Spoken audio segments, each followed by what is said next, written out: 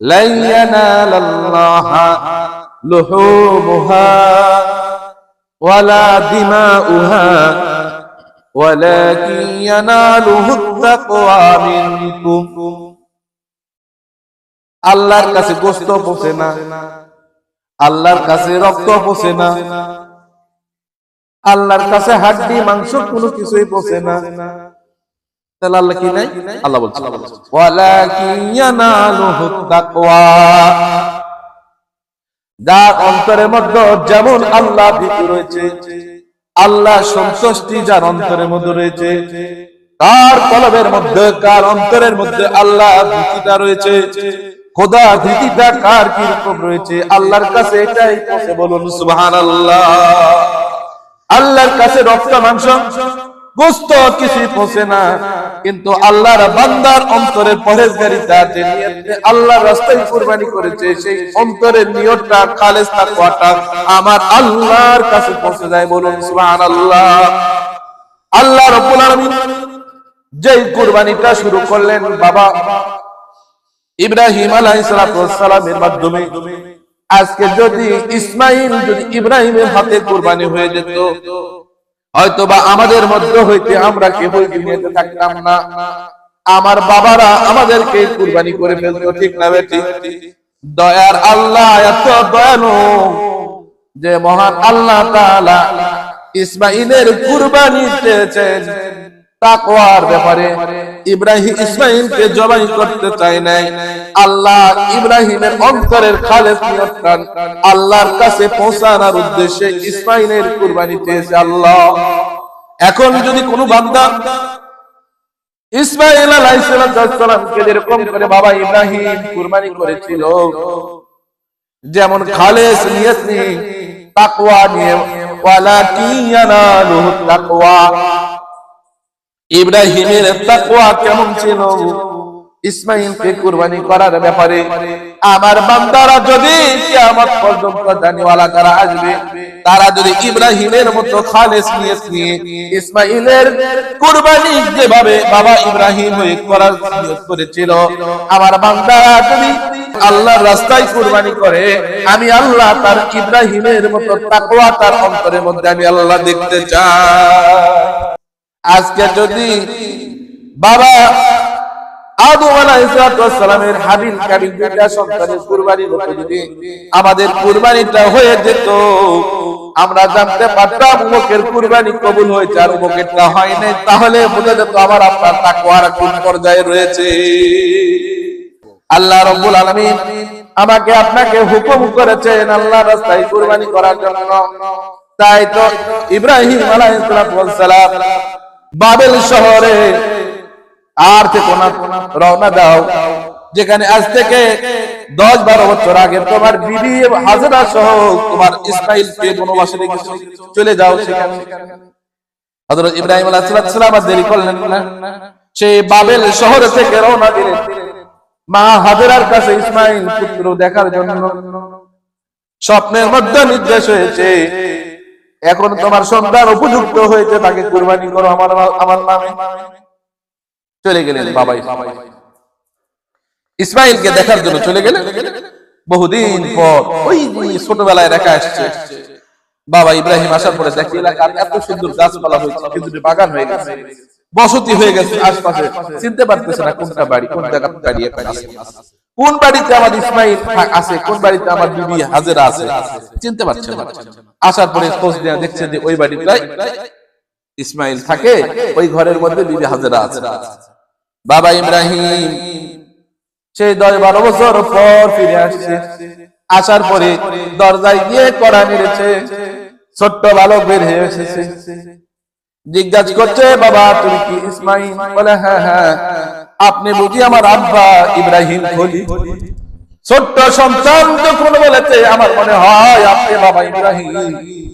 ইব্রাহিম নবী ডেকে বলে বাবা তুমি কেমনে করে জানলে আমি তোমার বাবা ইব্রাহিম? তোমাকে সেই ছোটবেলায় বনবাসে রেখেছি, আমার আল্লাহর রাস্তায় তোমাদেরকে বনবাসে রেখে গেছি, আল্লাহর হুকুম হয় নাই তাই আমি তোমাদের সঙ্গে সাক্ষাৎ করতে আসতে পারি নাই। আমার মাওলার হুকুমে তোমাদের মধ্যে আমার মধ্যে একটি ব্যবধান রয়েছিল। বাবা তুমি কেমনে চিনলে আমাকে? ছোট্ট শিশু ইসমাইল দেখে বলে আব্বাজান আপনার পরনে যে জুব্বাটা রয়েছে আমার ঘরের মধ্যে আমার মায়ের কাছে এরকম একটা জুব্বা আমি দেখেছি। আর ডেকে বলে বাবা তোর বাবার জুব্বাটা তোর বাবারে যদি কোনোদিন দেখিস দেখবি এরকম জুব্বা পরা তোমার বাবা। আমার মার শিক্ষা আমার বাবার সুরত কেমন হবে, আমার বাবার সিরত কেমন হবে, আমার বাবার আকৃতিটা আমি মার কাছ থেকে শিখেছি, বলুন সুবহানাল্লাহ। আর আজকে আমাদের মা তো সেই শিক্ষা আমাদেরকে দেয় না, আমাদের মার ঘরের থেকে তো শিক্ষা নাই। আজকে আমাদের ঘরের মধ্যে থেকে একটা ভাষা শিখি, বাংলা ভাষা, যার কারণে আমাদের এই ভাষাটাকে মাতৃভাষা বলি। কেন?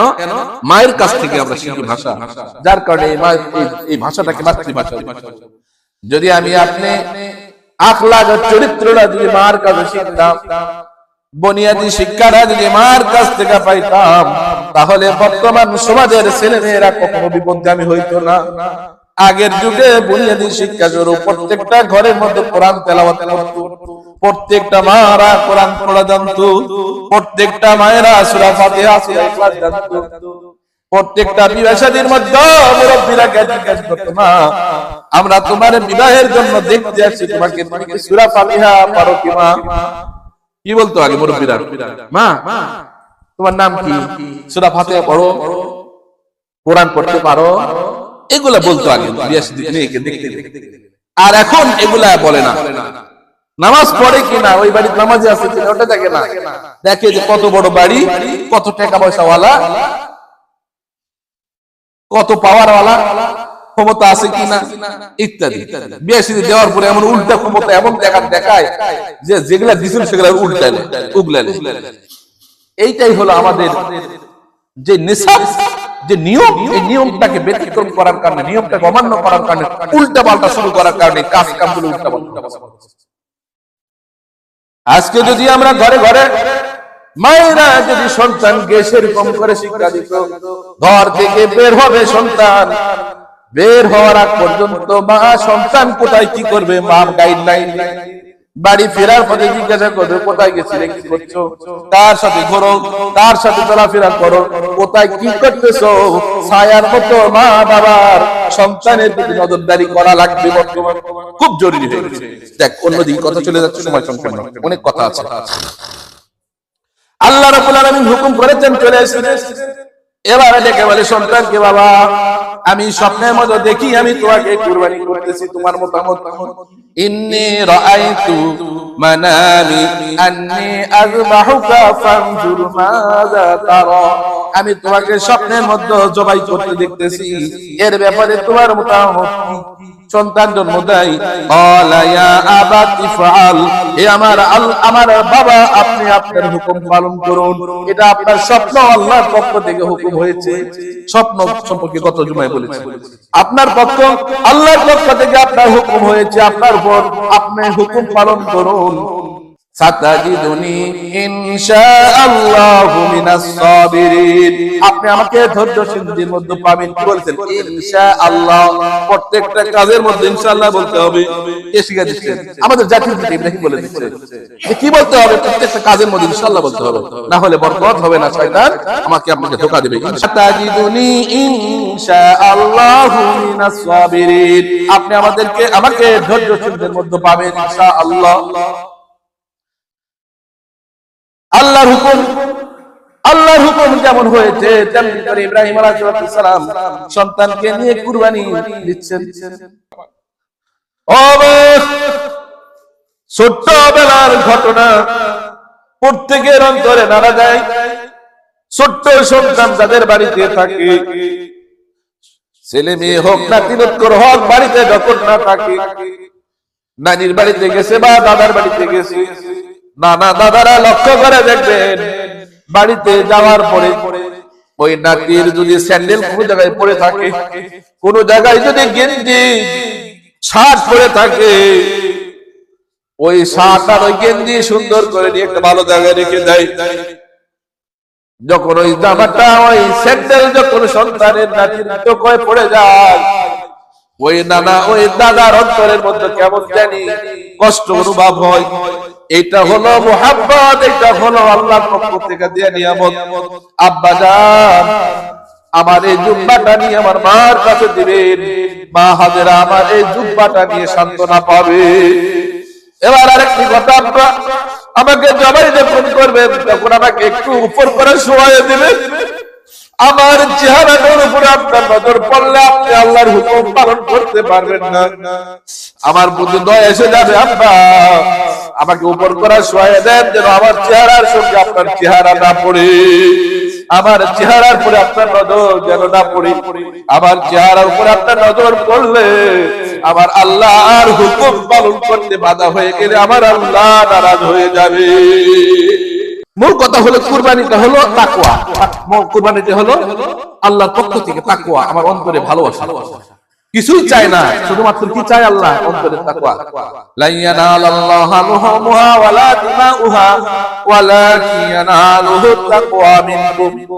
অন্তরে তাকওয়াটা আল্লাহর কাছে।